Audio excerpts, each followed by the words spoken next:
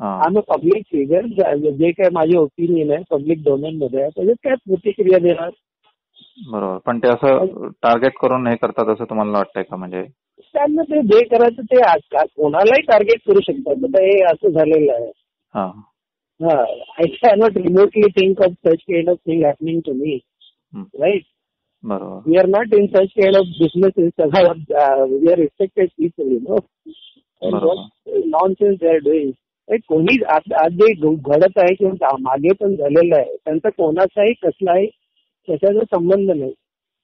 बहुतेक सगळे जण ह्युमन राईट ऍक्टिव्हिस्ट आहेत. हा आणि नॅचरली दे विल टेक कजिंग for those people whose rights are violated and all. What is there.